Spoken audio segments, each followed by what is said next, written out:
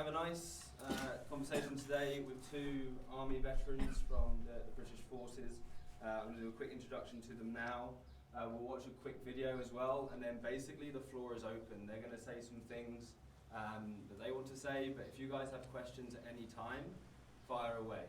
Yeah, don't hold them to the end, just get them out and we'll get those answered, okay? So first of all, on the left here, we have Kevin Drake. So Kevin, obviously from the UK, was in Afghanistan, if I'm correct. And since returning from the army, obviously due to injury, he has competed in the Invictus Games. The Invictus Games are for wounded veterans, for anyone with physical and mental injuries.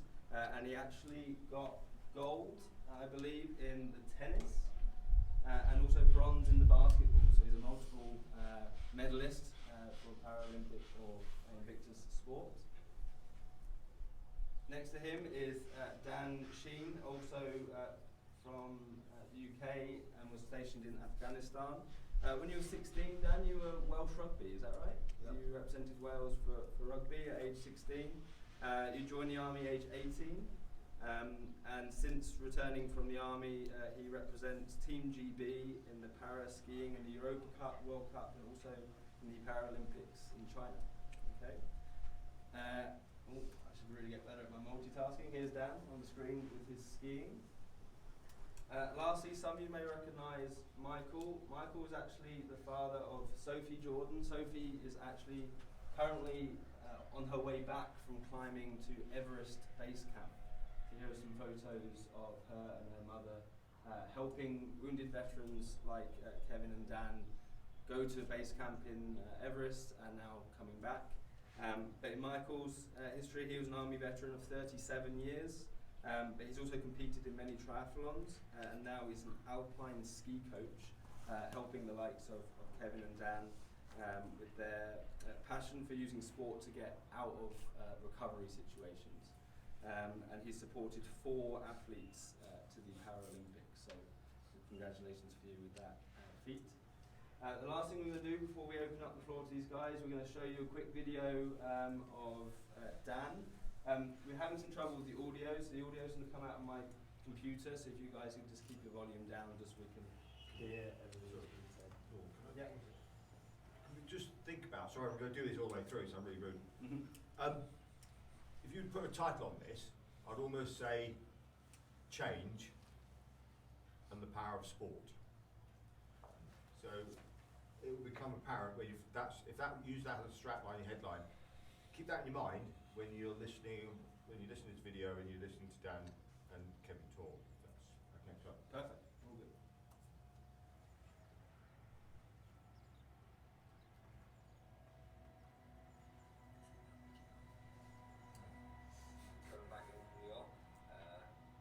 He was in front of me. I walked through the doorway thinking the compound would be cleared. Stood on the pressure plate IED. I was up in the air. Yeah, I remember hitting the deck thinking this is not good. I spent quite a lot of time in and out of hospital for a 3-year period. And I was really low. I was very low actually. Found out later on that I died 3 times due to blood loss and perineal bleed between my legs. But yeah, for a big part of those 3 years, I actually wish that I had died. But skiing gave me that rush back in my life. Give me that adrenaline. Give me that buzz, if you like. Yeah, what's not to love about it? I get to go downhill as fast as I can. I get to compete against other skiers. So, I absolutely love the sport.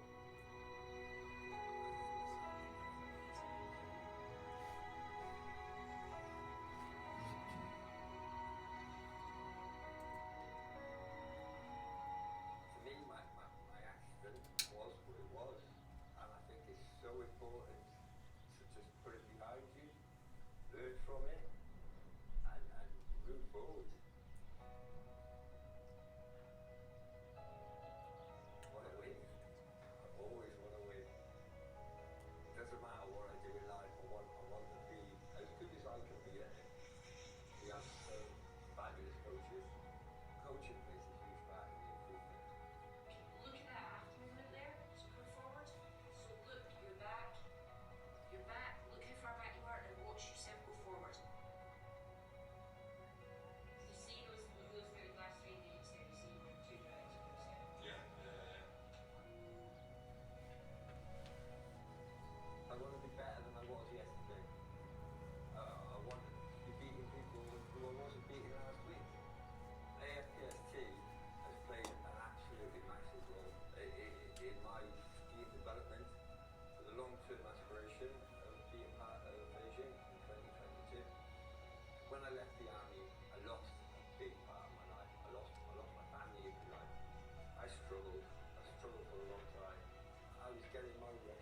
through drugs because I was lost and I knew I didn't want to carry on my life like that.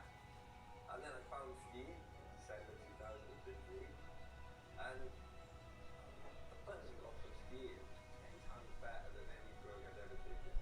I've always been good at sport. I'm a natural sportsman to a certain degree. I love sport. It's what drives me in my life. So to be able to and have the opportunity to be able to push myself at a sport gives me that drive, gives me that reason to get up in the morning and go out and do what I love doing. I literally these days live for skiing, and being part of AFPST makes me feel part of the family again. It gives me that bond.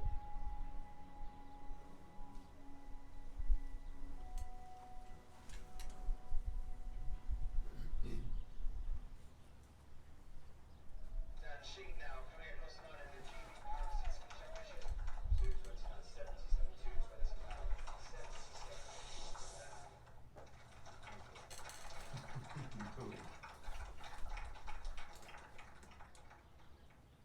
Amazing.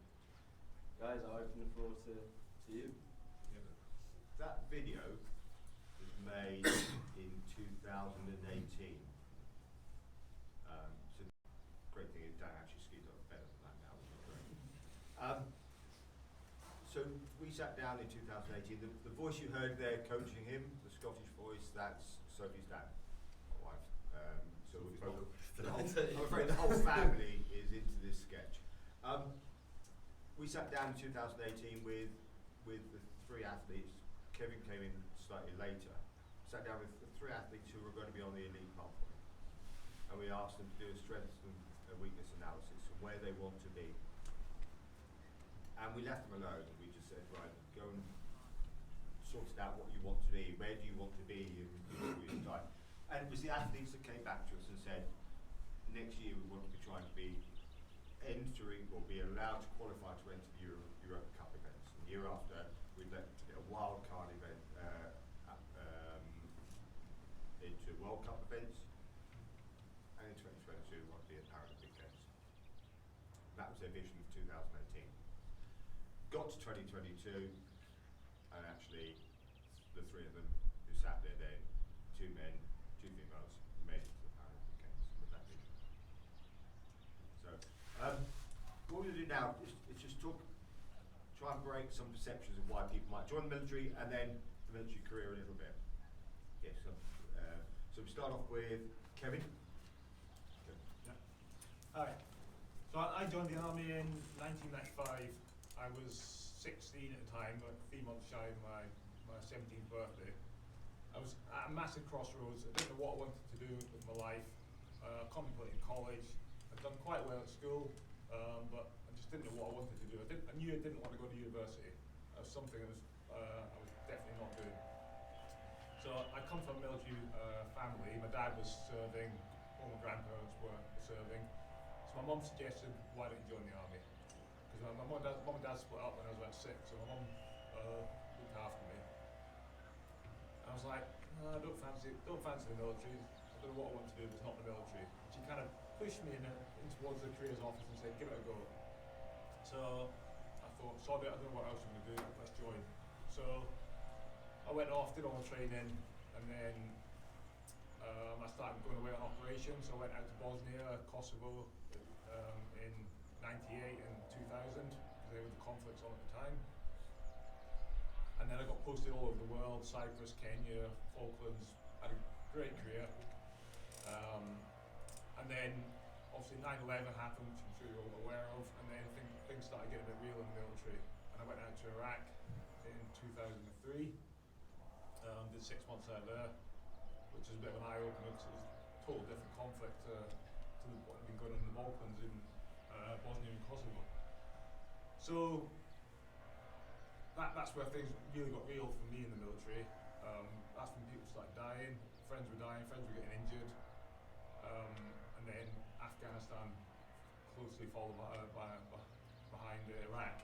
And I didn't go out to Afghanistan for a long time. I was training guys to go out. That was my job at the time.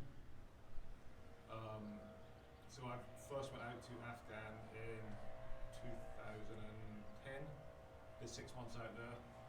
Loved it. Loved every minute of it. Even though it was a full war zone, friends were getting badly injured regularly.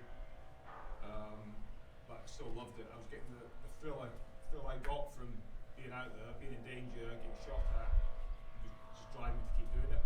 So I came back and then I volunteered to go straight back out again. So I retrained in a different role. So my job on the second tour of Afghanistan, I was the recce, which meant I was the first person to go everywhere. We were in vehicles. So my job was to look, find and avoid IEDs. IED, if you don't know, is improvised explosive device, basically a big bomb, designed to kill, injure us. So it was my job to avoid them, and I sometimes have 100 vehicles behind me, but I was always the lead vehicle navigating around Afghanistan.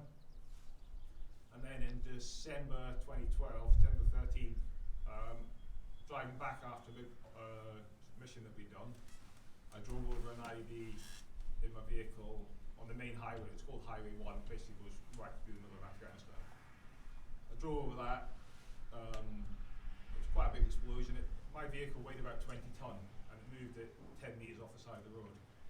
But we all survived. Minor injuries, a bit of concussion.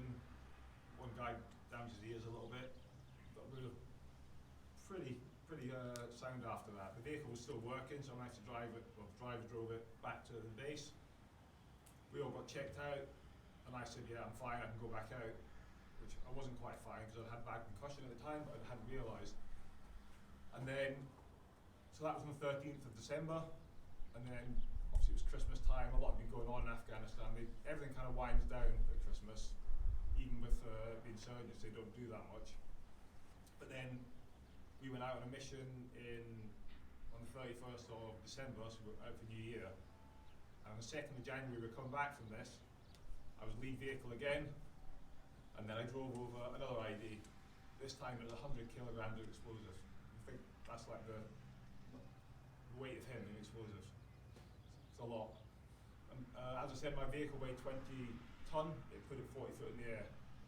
And I was badly injured. Fortunately for me, my vehicle had broke down that morning. The camera system, so it was quite a specialised vehicle I had. There was cameras all over it, remote weapon systems, so it was basically like a computer game. The guy sat, controlled the machine gun on a joystick, didn't have to put his head up the top. But my camera system had broke down that morning, so I said to the vehicle behind me, I was like, give me your vehicle, take mine, because I had to have the cameras because I was the lead vehicle. And in the second vehicle is where the medic would sit. Basically, so if something happened to me, they could come forward to my vehicle.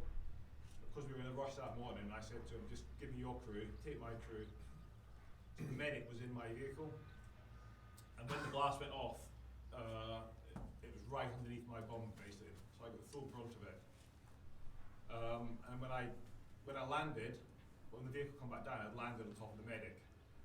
And by then, we'd all been knocked out for a couple of minutes. But when everyone came round, I was bleeding out. I had a massive hole in the bottom of my left foot. And my right foot was all badly damaged because the shockwave had literally gone through the vehicle and just shattered everything. Gone all the way up through my legs, into my pelvis, shattered that, and then fractured my back as well. And if I hadn't landed on the medic, I probably wouldn't be here now. So he had to put a tourniquet on, which is where they basically constrict the wound to stop the blood flowing out. And then eventually a thing called MERT, which is an emergency helicopter, comes in, picks you up, takes you back to the main camp in Afghanistan, which was called Camp Bastion, where they had a full medical trauma suite there. And within 24 hours of me getting blown up, I was back in Birmingham Hospital, still unconscious, and in a bad way. I died twice on the table due to loss of blood, and the doctors, surgeons had brought me round. And then it was a week after that I woke up in Birmingham because I was in a coma, and I still had both my legs. I couldn't feel anything, but I had both my legs. And they said, we've salvaged your legs. If you'd been blown up 2 years earlier, we would have cut them both off in Afghanistan because they were both damaged. If it had been a year earlier, we would have cut one off, but because everyone was getting injuries similar to mine, the surgeons were learning how to sort of prevent amputation. So at that point is when I said, right, I will keep my legs. I don't want to lose them. Why would you?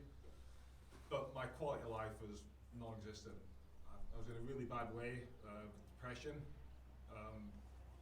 not just because of my injuries, but what I put my family through.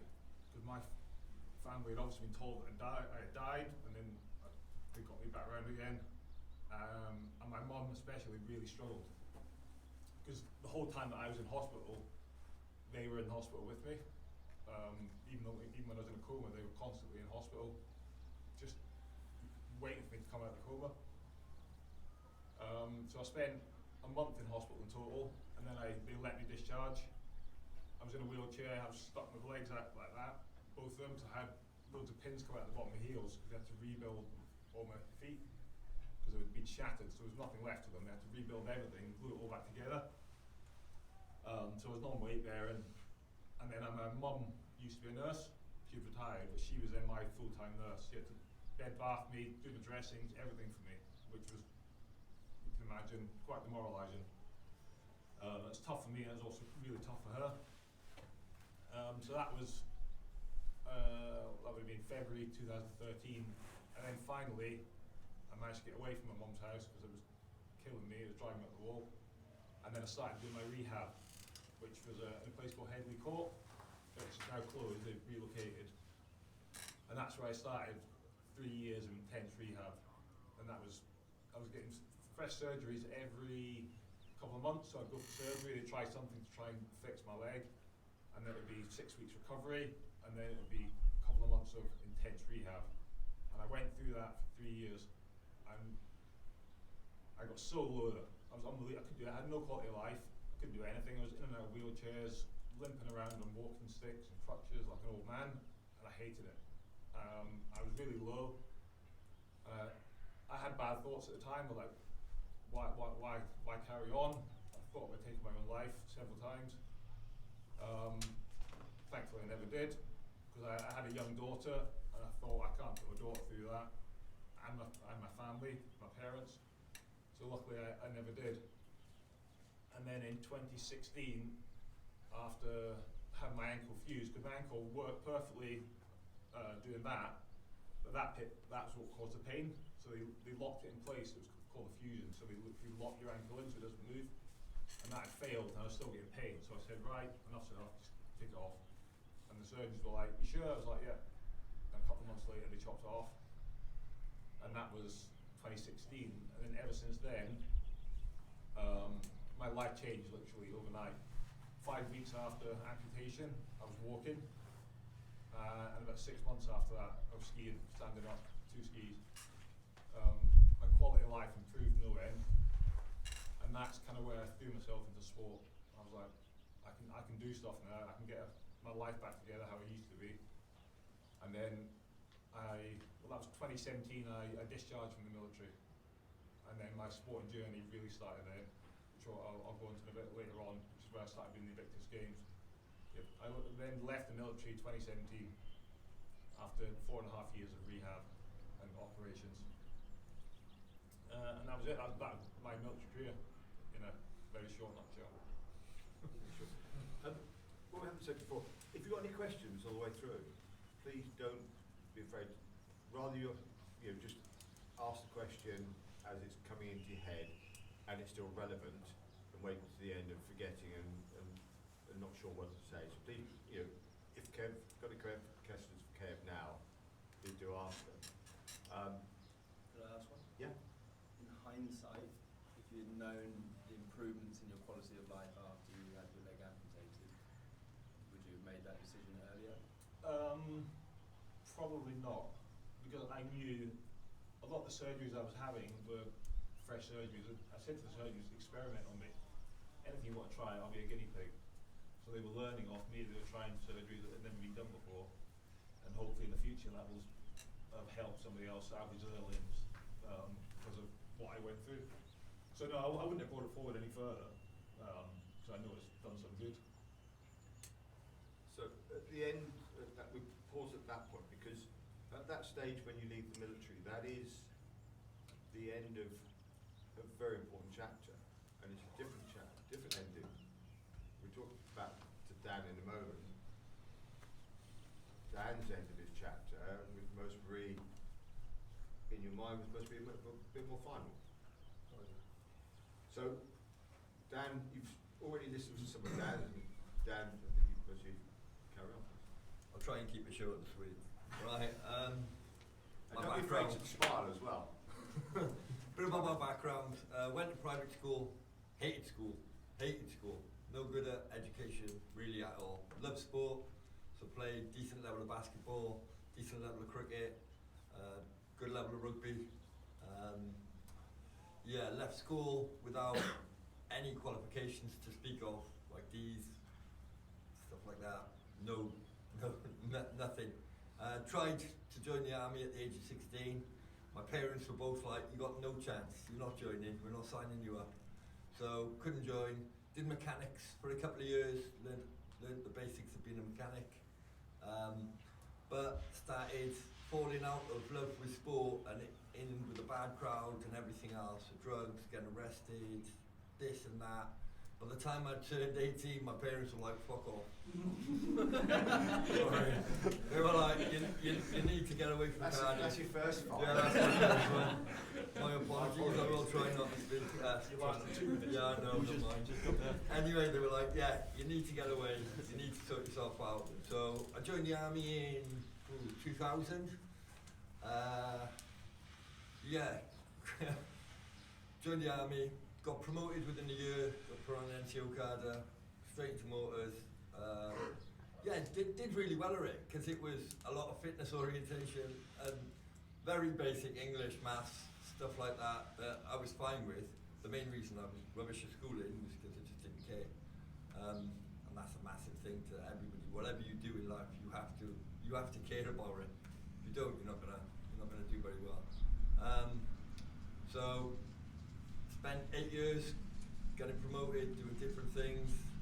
My job at the time was motors, so I used to call in indirect fire support. I don't know if any of you know what motors are. Basically, you drop a bomb down a tube, a barrel it's called, and it fires up to basically six kilometers away. So it's indirect anyway.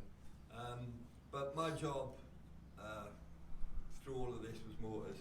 So I'd done a couple of tours of Northern Ireland. Don't fire motors in Northern Ireland, by the way. So it was more peacekeeping. Went out to Iraq, spent 6 months out there, and 2 tours of Afghan. Second tour, unfortunately, was 12th of February 2008. We were going up on an op. I had a bad feeling. It was the first time I'd ever felt like this, but I had a really bad feeling before we went out, and I was like, right, if anything happens, make sure you sort my kit out to a mate of mine. Went out on the op, nothing happened, everything was quiet. Coming back in, I was about the 7th person in the patrol, and I saw the OC go firm, and I had a choice at that point. I seen people walking through the doorway, and I thought I can either take a knee by here, or I can walk into the compound, which I know is being cleared, because there's lads in there already. And I thought I'll walk into the compound. Literally, I nodded at the boss, who was leaning to the side of the door, took one more step inside, and boom, I was up in the air. Remember everything, wasn't knocked out at all. Landed on the floor, face down. Couldn't move at all, basically. All my weight on my back. If you can imagine, I was lying down on the floor like that on my weapon. Shattered my pelvis. Took most of this foot. And then, you can see yourself, I lost all the calf on this side. So years later, when they did the op on me, they took the calf from this side and put it onto that side. So at least it looks a bit prettier now. Because before it was just a very, very skinny leg. It was, yeah. Peppered all the way up. Like I said, pelvis pinned and plated. Colostomy bag for a few years. Not a very nice place to be where you're 27 years of age. Height of your fitness.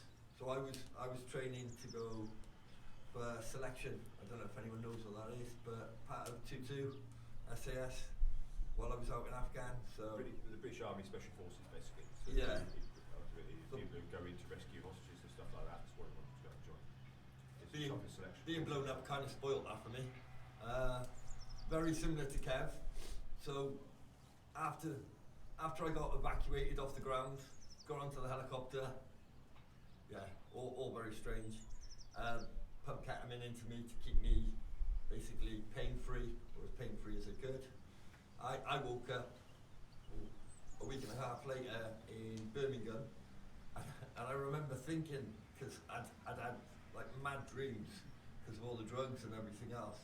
I was in a hospital in Afghanistan that they call Birmingham, but this must have all been going on while I was in my coma. And most of the nurses in Birmingham, I'm sure most of you have an idea what Birmingham's like, are a lot of Muslims and wear the clothing to match. So when I woke up, I thought I was in Afghan still, and I remember seeing my wife come walking through the door, and my first thing out of my mouth was, "What the are you doing here?" She was like, "What do you mean? Well, you're in Birmingham." To me, I was like, "I know I'm in Birmingham, because that was the code word for the hospital. What the are you doing here?" And anyway, it took me a while, took me a long time to actually, at least 3 or 4 weeks, to figure out where I actually was and what was going on. Yeah, where do we go from there? So, very, very low period of my life, because the one thing, like I said, I was always really good at, sport, being active, fitness, I'd lost that. Like literally, in that one thing, I'd lost all of that. And yeah, I pretty much seen my life as over. I didn't want to go back to school, I didn't want to do any of that. Yeah, so I fell back into the life that I'd lived in Cardiff, unfortunately, and started dabbling. And yeah, it wasn't until years later when I found, well, I learned how to ski in 2015 and then found the FPST. But yeah, it's a, life is crazy, absolutely crazy, and you couldn't write it. And during all your lives, you'll be up and down and everywhere, but just realise that there's always an up. As low as things get, it can always get better. And go on. I think the thing to remember here is that, see when you're in your British military, and okay, it's slightly different if you're married and living out, but you'll be living in an army house. Mm-hmm. You've got a good job in the army. You've got a future in the army. You were cousin? Sergeant? Me? Yeah. No, sergeant. Sergeant. Yeah. Dan, you were corporal. Yeah, qualified Yeah, sergeant. with a big future. All your friends lived in the same accommodation as you, or if you're married, they were your next door neighbours. So you had everything. Your whole life is wrapped around your job and your military career. So when you finish that, you've already lost your physical side, and this affects the mental side. You've lost your job. You've then also lost your accommodation, and you've also lost your friends, because you end up going back to home or somewhere else. So it's not that friends don't want to be friends with you anymore, they're busy getting on with their own lives, and you've moved away. So all of a sudden, that door shuts. And that's when really you need to fill that void. Can you say that now? Yeah. What goes through your head when you, before we talk about sport, so that's now we got to the point where I think we can call it change. So that's the bad bit. Now I think we can talk about the nice bits. Please do bring in, if you talk about sports, Yeah. how sports. Anybody got any questions for Dan and Kevin? Anything at all? Had it once with the juniors where the first thing they asked him is, does that leg come off? Yes. Despite both your injuries, you still made the decision to go into the army. Oh, definitely. Yeah. Shadow. And then like Kev, looking back at my life, I would have taken the leg off. So for 3 years, I wouldn't let them take the leg, because I'd only lost the foot. This kneecap had been shattered, but to me there was nothing wrong with this leg, and this leg was knackered to me. So yeah, I was adamant. I was like, no, you're not taking it, because if I end up losing both, started. Whereas I couldn't walk, but I could stand up in the kitchen, I could cook. To get me up to do basic things, I could stand there. So I was quite adamant for them 3 years. I was like, you're not taking it. But when you've lived for 3 years in a wheelchair or on crutches, you quickly realise, like, just going to the shop and trying to carry a carrier bag back from the shop is bloody hard work. Like, it's near impossible. So after them 3 years, I was like, yeah, take it. And it was the best decision I made. And if I could go back, I would have probably said sooner, take the leg. But at that time, I was like, right, let's see what we can do. Let's see what we can do. But them 3 years were hard, really hard. So then we move on to sport. So you've noticed the pictures that Lauren put up for you. Sport. Kevin's a stand-up skier, so he's with a prosthetic that is actually a ski boot, almost. So that just clips it, prosthetic clips straight to ski, and off it goes, just like a normal skier. Anybody else skied here? See, most of you ski, so you know how easy it is, of course. So imagine snowplowing with a prosthetic on. Yeah. So that Kev's a stand-up skier. When he races against people with maybe hand missing or something. So it's a bit harder when you've got a prosthetic on to beat somebody who's just got missing a hand. Anyway, Dan does sit skiing. Lazy skier. The lazy skier. So sit ski. So he basically sits in what is like a very uncomfortable wheelchair, molded around his bum, and he sits there with a single ski. I mean, now people with we've got people with higher degrees of disability through their spinal injuries, and they'll be on a dual ski. So there'll be two skis underneath the sit ski. Dan skis are the mono ski, sit ski. And you'll see there, so he's got basically one ski underneath him. Now you're going to go, that's quite easy. He's then got two walking sticks cut down with two little skis on them. And that's how he keeps his balance and how he gets down the hillside. So the two different disciplines. So should we talk about sports now, the nice bit, and how it helped you? Okay, so. Yeah, when I was still serving in the army, I did a lot of competitive sport. I was a kayaker for the army. I had a lot of potential, but at the time I used to smoke back then, so I wasn't the fittest. I used to drink quite a lot, as most young soldiers used to.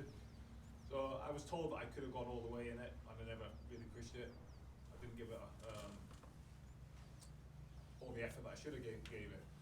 So I did that while I was still serving, when I still had obviously all my limbs. But after getting injured, there's a thing called battleback sport, and it's basically to get injured guys still serving, or veterans, back into sport. And they used to have every sport going. There was skiing, golf, archery, rowing, you name it. They did it, and it was set up by a guy that I know, a guy called Ash, who was out skiing in Colorado with me a few months ago. He set it up just for people like us, basically to find a way of channeling everything into sport, get the positiveness from sport. So when I had both my legs, I couldn't obviously stand, so I tried to sit skiing. I went out, battleback, did some sit skiing, and I absolutely loved it. And I was really good at it.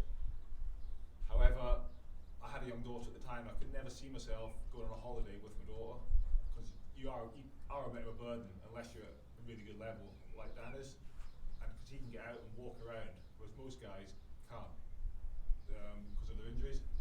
So I was like, no, I want to stand up ski, and I will do it at some point. So obviously, as soon as my leg came off, I was like, right, I'm going to stand up ski again. I went and did another battleback skiing, exactly the same thing, but this time I stood up. So I didn't have my fancy leg that I've got now. It was just a leg like this that they changed the angle on it and put it in a ski boot. So it was really hard work because it wasn't set up very well, because the leg wasn't designed for that. However, I then realised I could ski, and I could ski as well as I always could, because I started skiing when I was 36, so I always skied at a high standard. Never raced, just recreational skiing. I was like, good, this is positive. I can do sports now. I can do stuff with family, friends. And then, has anyone here heard of Invictus Games? There's a game set up by Prince Harry for wounded soldiers, not just British. This was multinational. So the games that I did were out in Toronto in 2017, and there was 20 different nations. All the main ones, so us, the Americans, Australians, but then you had people from Afghanistan, some of the small nations like that you wouldn't expect to be there. They were out there competing. And I trained, I was a full-time athlete, I was still serving, so I was still going through the rehab after my leg had been amputated. But I classed myself as a full-time athlete then, so I would train all day. I'd be in the gym from first thing in the morning till the end of the day, either playing tennis or strength and conditioning in the gym or in the swimming pool.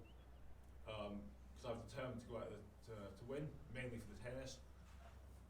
So I went out there competing in tennis, indoor rowing and basketball. I was never very good at the indoor rowing, but I saw that as a way of getting my cardio up, doing a bit of CV. Because I don't know if any of you have done indoor rowing on the indoor machine, it's horrendous. It's not much fun. So my main thing was tennis, and I went out there to win gold. We did, myself and my partner Alex, we won gold, beating the Australian team. And then we got a bronze medal for the wheelchair basketball. And I come off the back of that thinking, yes, sport, I've got to get into this. I came back from that and then there was a massive lull because the Invictus Games had finished, there was nothing else coming up, and I was really depressed because I'd been training full time for about 9 months for the games, and literally it was like a switch being turned off the day I come back. I had nothing. I had this massive void in my life. I was discharged from the army, so I didn't have my rehab to even focus on anymore. I had nothing. I was like, I don't know what to do. And my wife, she knew somebody that had skied with AFPST before, and said, why don't you go down to a trial with them? I was like, okay, I'll give it a try. So I think it was May in 2018, so it was 8 months after the Invictus Games. I went down, didn't do a single soul there. Met Nikki, Sophie's mum, Nick's wife, and that was a year she'd just taken over the team really. And she saw me ski and she was like, right, what are you doing next month? I was like, nothing. She was like, do you want to come to Norway? You're good and we can get you on a pathway. I was like, alright, let's give it a go. Went out to Norway and trained with them. We used to do summer training in Norway.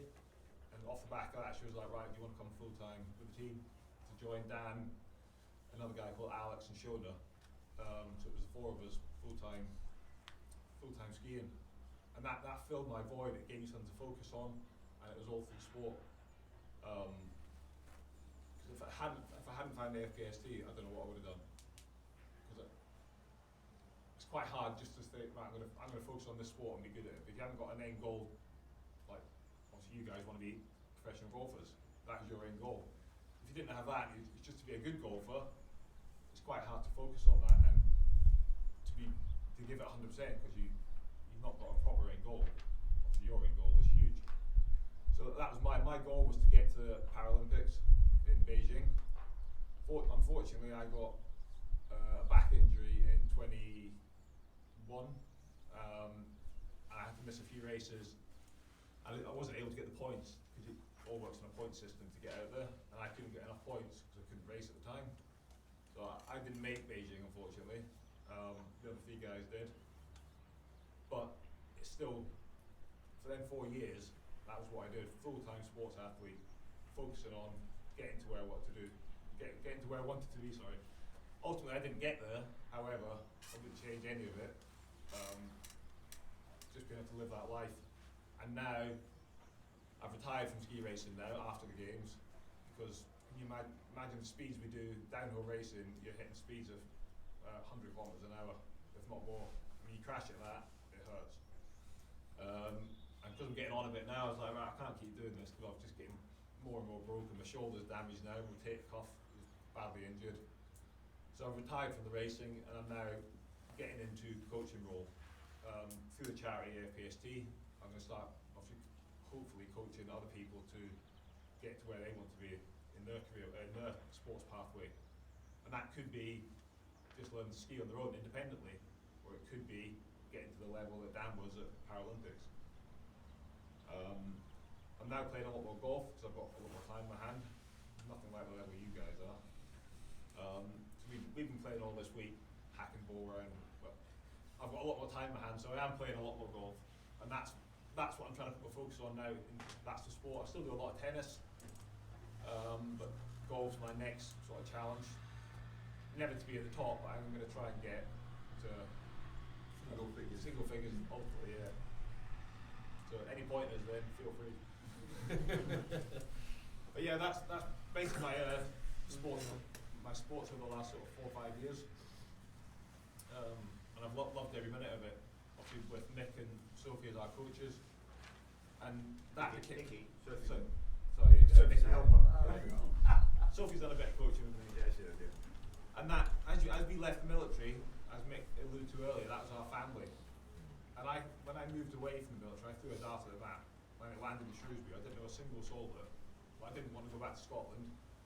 So we moved to Shrewsbury, and that was my home. And I still live there now. But I missed the military camaraderie and the friendship, the bond you had in the military. And by getting in with AFPST, it's like I've got a bit of that back. We lived, the 4 athletes, and then Nick, and another coach called Chris lived basically on top of each other for 4 years. We did everything together. I mean, when Nikki was away coaching us, she was away from Sophie and from Nick. And we would be away for a good 4 or 5 months of the year. Not in a one, but on and off. So obviously they had to make big sacrifices to what they did for us to achieve what we achieved. And we couldn't have done it without the charity and without Nick and Nikki. What were your biggest challenges when you were transitioning into skiing with now a new ailment that you had to do with? It wasn't a massive challenge really. Everything's still the same. It's just you've got no ankle. So for me, it all comes from the knee. And because I was quite a good skier pre-amputation, I just picked it up straight away. And when I did that battle back course, the guy who was teaching me out there, I knew he was one of my old bosses when I was out in Iraq. And on day 1, he was like, "Well, you're a better skier than me. Let's just go and ski around for 2 weeks. We've got 10 days." And that's what we did. We just skied around as friends for 10 days because I could ski so well. And the difficult thing is, obviously, on a ski, if you can move your ankle and it moves it that little bit. With that, I can't. You should be moving your whole knee. So trying to align everything up. Like me and Nick spent hours in workshops just trying to tweak all these screws to get the exact angle right, so the ski would sit flat. Because if you've got it slightly over by a millimetre, it's going to turn. Or every time it's turned inwards or outwards. So once we'd nailed that down and I got the proper ski leg, it was like having 2 normal legs. So for me, it was easier being on snow than it was walking around. Apart from your prosthetics team, who played every time you brought back a broken prosthetic. Yeah. Trapping a lot. I used to break them up. Because basically, this bolt here is what stops it spinning around. So if I have a big crash, quite often I'd go to stand up, and the foot would be facing that way, and I would just fall flat on the face because I wouldn't notice. And then we were skiing in Holland once. You wouldn't think you'd do much skiing in there. It's an indoor place, even though it's the flattest place in the world. And I had a big crash going down, and as I went to stand up, my ski was going the wrong way around. Mick came down, he was like that. What is it? Because for me, if you normally see that, that's then either tib fib break or something for knee. So for me, I was like, oh gosh, it's a bad one. And then I realised actually it was just prosthetic inside his trouser leg. So the prosthetic had just spun round. So the ski was, one ski was pointing that way, and the other ski was pointing that way. I went, oh, okay, that's fine. Then we just turn it around and we carry on. So, going down a second, I think something I'd like we brought up is when your mindsets really, when you're thinking about golf, do you have an aim in your head for each time you turn up to golf? Do you turn up to golf just to be better at golf? Or do you turn up to golf to be the best person that you can be at golf? Do you want to be on the European tournament? Do you want to be on the PGA Tour? Or do you just want to be a good skier working in a bank in London? because I think that's going to be the difference in how you maybe approach training. So as Kev said, when you've got a goal, you focus on that goal. Everything you do for training is the outcome that's going to get you to where you need to be. See, if you don't have that, then it's just a nice thing to do. Because I'd like to be able to hit my ball at the trees at the end there with my driver. Then you'll be a good golfer. You won't be passionate about what you want to achieve. Does that make sense? Yeah. Tell me I'm wrong there or not. No. How did you relate your goals to your daily behaviours? Well, we had a plan. We had training plans, sort of off season, throughout the whole summer, even though we'd ski in the summer. So I had a plan all week, every day. I'd have a certain gym plan to do. So I'd go to the gym, do whatever it was that day, and then do some sort of recovery, and then it would be back in the gym again later on, or onto the tennis court. Because for me, trying to do CV is quite difficult. I can't run because my right ankle's badly damaged. So I can't run even with a running blade. So that's why I used to do the rowing, but that gave me back pain when I fractured my back. Cycling doesn't work very well because it gives me knee pain on this one. So I still do a lot of tennis now just for my CV. But yeah, it was just having a plan and sticking to it. Because if you haven't got that plan, as Mick just said then, you can just go out there, hit a few balls, and what have I achieved today? You've got to have some sort of plan so you achieve something every day. And when we were skiing, we could go bomb down runs all day long, but anyone can do that.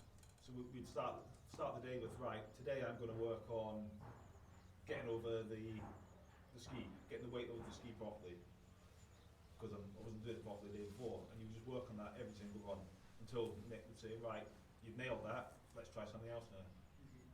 Start getting just weight keep religiously yeah. on that thing Yeah. until you guys felt Yeah, it was because you could stand out there, you could hit 100 balls, but if you're not working on anything, what's the point? You've got to be doing something each time you're hitting a ball. I'm guessing it's the same for golf. Yeah. It's pointless just hitting balls for the sake of it. Same as it's pointless me skiing up and down a hill, doing 20 runs for no reason. Just pick up bad habits that way. Yeah. So Dan, your pathway please. Okay. So I'm a little bit different. Obviously enjoying the sport and everything else. Just a little bit. Just a little bit. Yeah, being a sports person before, I didn't want to play a sport in a wheelchair or like wheelchair basketball, stuff like that. Having played basketball, it wasn't the same. So I didn't really want to get into any of that. So I basically spent a long time playing with different sports, but not really having anything to drive me. So it was just a bit of fun here and there, but nothing serious. And then I got taken away battle back as well, to Colorado, free holiday, great fun.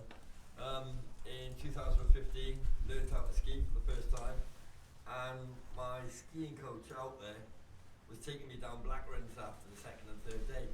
So he was like, right, you need to carry on doing this. And I found out about the charity through somebody else.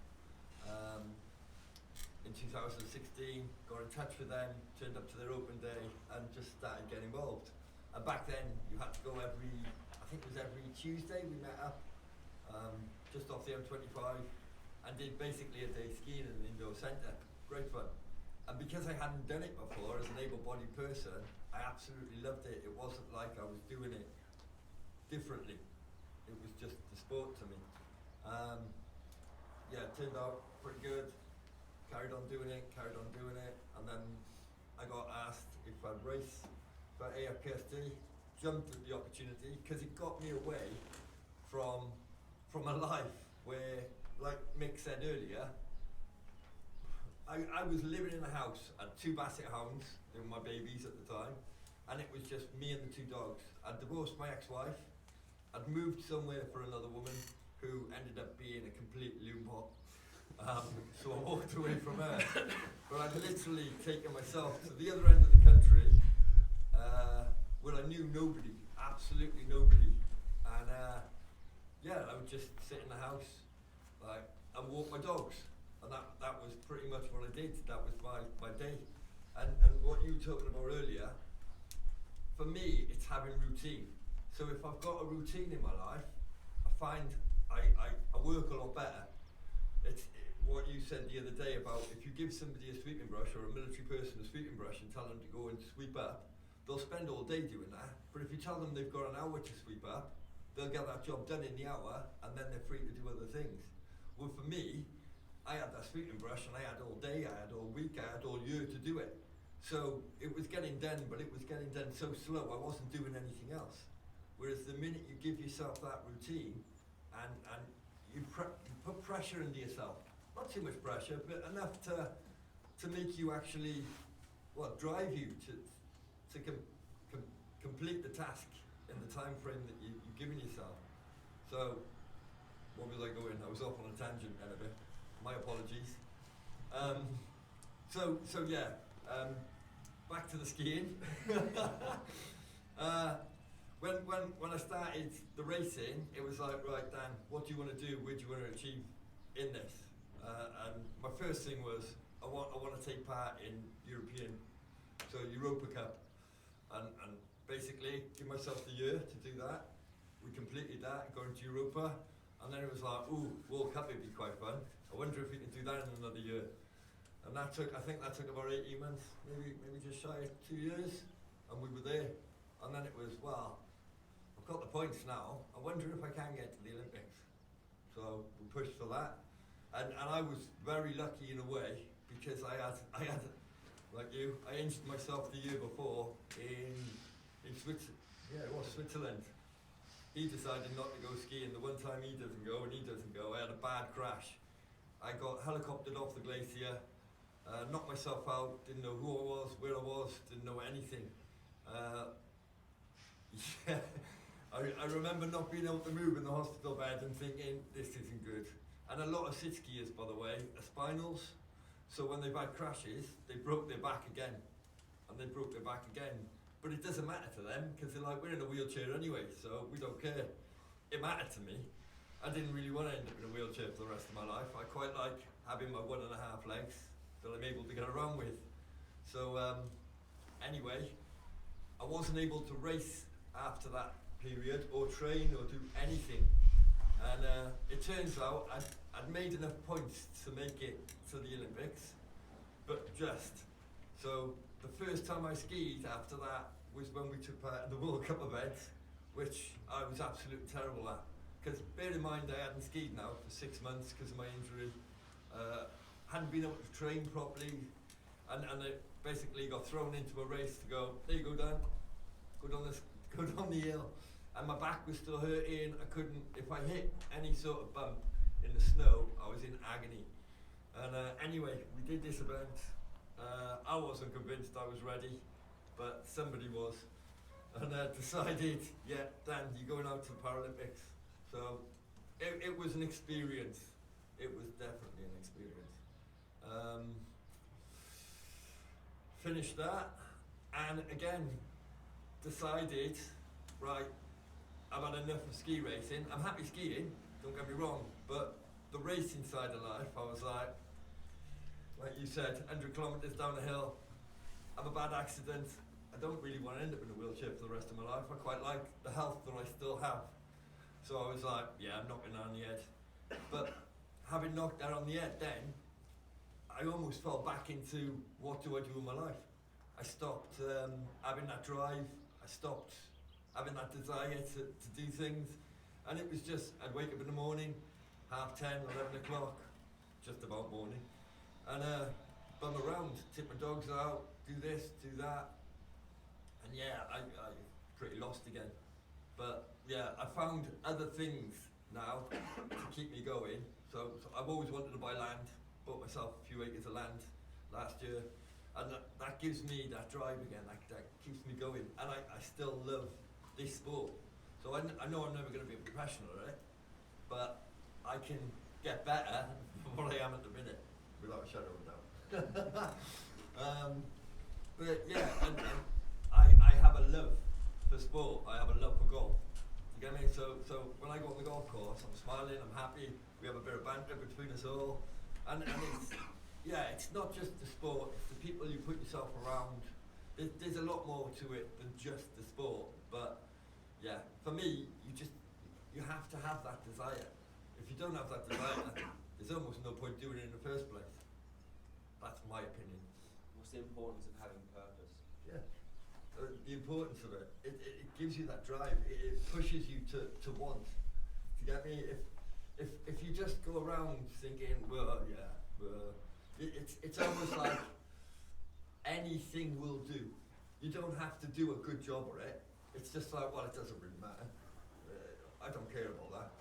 Whereas if you want to do it, you build yourself up, you give yourself that boost, and you're like, well, I want to do well at this. For me, that's a big point for you guys, is don't cruise through this. You know, we say it all the time, you know, you have such a great opportunity here, you've got great opportunities wherever you're going to go next. But don't cruise through it, don't take it for granted. You know, have an aim, have a purpose. Everything these guys have spoken about so far is about having a purpose, something that drives you, having a structure, not just winging it. It's easy to cruise, it's Yeah. easy to, but you won't get anything out of it. You get nothing out of it. And you'll look back afterwards and go, if only I'd done this, if only I'd done that. And that's the worst thing you can do ever, is look back at your life and go, oh, well, I wish I'd done that. Do it while you can. And you were all young enough to push yourselves and enjoy your life and be what you want to be. Where I talk to people about, sometimes when we talk about sport, if you think of your sport as a sort of a main event, the tree, the trunk of the tree in life, something you enjoy, you have a passion for, and you want to do, and you want to get better at it. See, the limbs that come off those trees will be, you know, wives, girlfriends, maybe wives, I'll do it that way round. Girlfriends and wives, they may come, they may go. Jobs will come, they will go. Friends will come, they'll go. But you'll still have the trunk of that tree, which will be something you love doing. But you've got to be passionate about something. If you're not passionate about something, you will just drift. You know, or teenagers. So you drift by getting up at 11 o'clock on a Saturday morning because you can get away with it. Yeah. Well, he does it all the time now, anyway. Not so much now. But yeah, it's giving yourself some sense of purpose for your daily routine and for what you want to achieve in life with you guys. Just, we've got about 5 minutes left, so just before we open up to questions from there,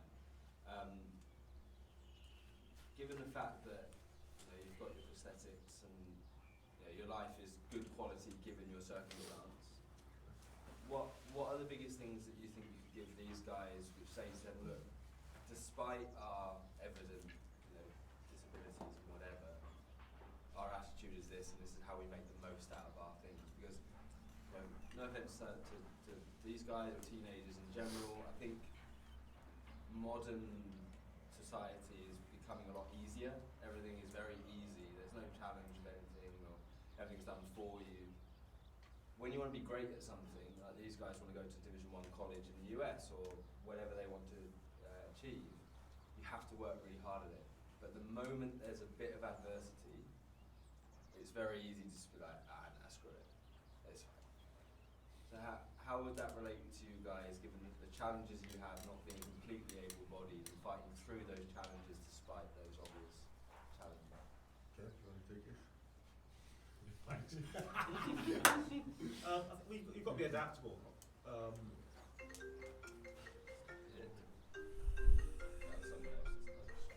Yeah, you've got to be adaptable. Obviously, everyone's different. Some of you might be able to hit a ball 300 yards, some of you can only hit 200 yards, but you work to your strengths. You're always going to face challenges. Yeah, of course you in are. everything you do, not just this sport, but everything. But yeah, if you never try and push yourself further than that, you're never going to get any better. See what I mean? And the best way to learn anything is by pushing yourself. The best way to get better at anything is pushing yourself. And it's not going to be, your performance isn't going to be a steady line like that. So the harder you train, you're not automatically just going to get better and better and better and better. It doesn't work like that. Your performance will always be like that. Always. So you'll improve slightly, you might get worse. Then you'll improve a bit, then you'll get worse. Or you might plateau for a bit. But it's having the perseverance to keep on pushing and pushing and pushing and trying. And if you don't have that, then sad. You probably won't do it. You've got to try and manage distractions as well. Yeah. Obviously, you're at the teenage age. Boyfriends, girlfriends are going to come and go. Alcohol comes in. You can have friends saying, "Oh, let's go out for a drink tonight," and you could have a big match the next day. And if you're like, "Oh yeah, I'll be fine. I'll go for a few drinks, or I'll go out with a girlfriend, whatever." If you can't manage that, and you're like, you give into it every time, that's going to affect your performance the next day. Because we've both done it. We've had a drink before a race when we shouldn't have, and it affects you. Yeah, but you've got to be able to manage that, and it could be just family, parents, whatever, saying, "Let's go and do this." No, I can't. I've got competition tomorrow. Early to bed, whatever. Fresh for tomorrow. Self-discipline. Yeah. I think a couple of things for me is I think Dan's vignette there was, you basically forget the line now, don't you? It was done by film work for Channel 4 ski racing, but he said, "I want to be better than I was the day before, and I want to beat the people that were beating me." And that was what sort of drove Dan to improve all the time. It differs slightly with Dan, but sort of with Kev transition from his injury into sports and then elite sports. It wasn't quite seamless, but it was just a constant flow. Dan came at it differently. Dan came to an abrupt end. So Kev would look at it, that was an end of a chapter. When Dan looks at that transition point, it was more of an end of a life than an end of a chapter. He didn't know that Kev was moving through. For Dan, he didn't have anything, and that was picking himself up off the floor, rock bottom. And when you go through life, we were dealing with young soldiers. We push people to a point where you don't quite break them, but they're on the floor. They're low, so low. What you want to see from your young soldiers is, do they stand there and cry about it, or they stand up, dust themselves off, and then they crack on? That's personality and a character you want in life. You want a person that's going to stand up, dust himself off, herself off, and on you go. The person that's going to sit there and wait for somebody to help them is mostly not going to be the leader of the future. That makes sense. Questions, guys? We're at that stage. We need to wrap up soon. Does anyone have any questions? So, from studying sport, you often see there's a lot of parallels between sort of military performance and sport performance. I'm working in the mental department, and I was wondering if there's any mental skills that you felt you were taught in the military that maybe you've also transferred to your sport. You can answer that one. Dan. Oh, thank you.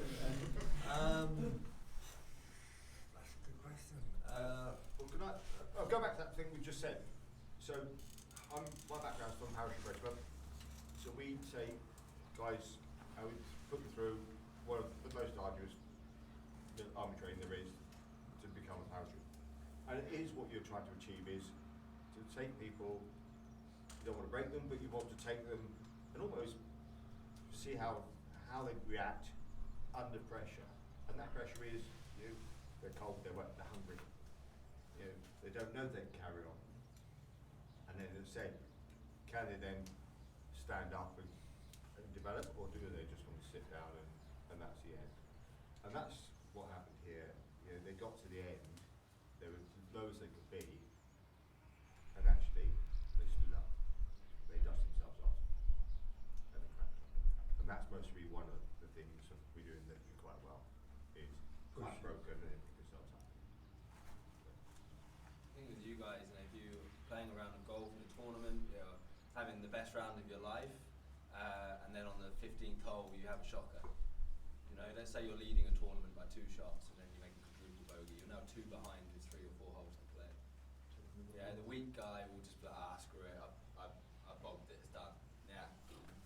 Whereas the strong guy will be like, right, come on, I'm still in this. I've got 3 or 4 holes left. Right, what can I do over these next 2 or 3 holes? There's no guarantee the other guy is going to play a perfect game. Maybe I can take advantage of a mistake he makes. do I need to do to focus on what I'm doing to get the job done as well as I possibly can do?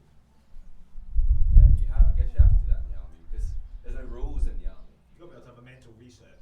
Yeah. So And if, you- if you've had a bad, if you've had a bad haul, just delete that. You haven't had 15 bad hauls, you've had one. So delete that haul.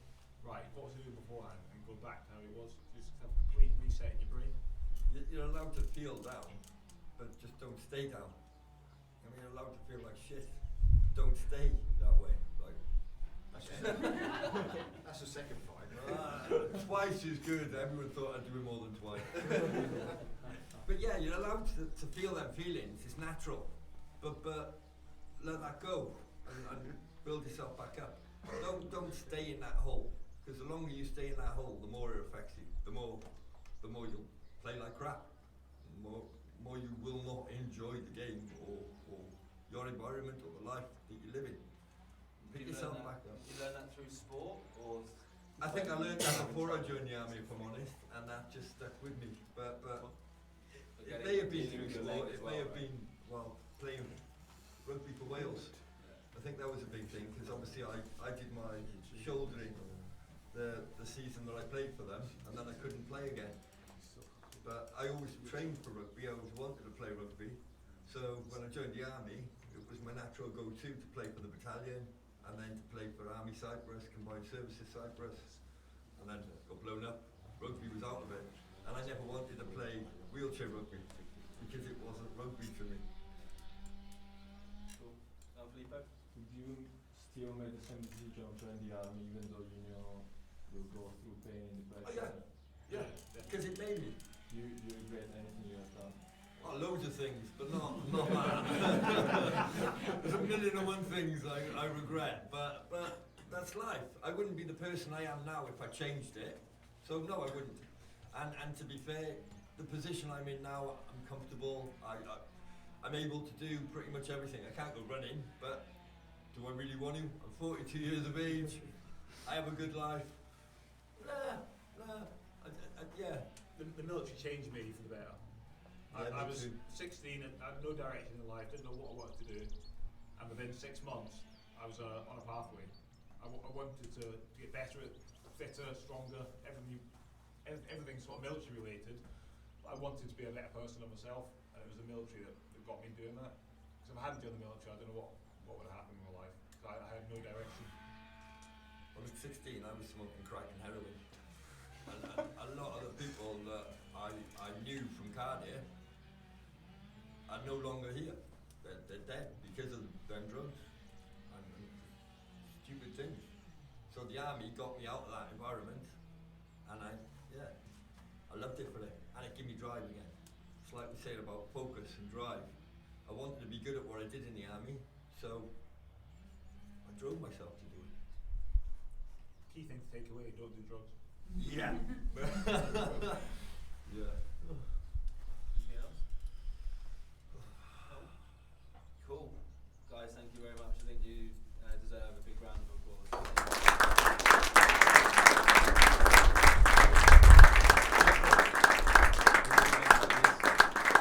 Thanks for everything you've done, obviously past, present, and everything you're doing today and whatever you go on to doing in the future. So thank you very much. We'll see you guys again this afternoon. Have fun at school, guys. Prepare for those exams, and we'll see you tomorrow or next week. Tomorrow.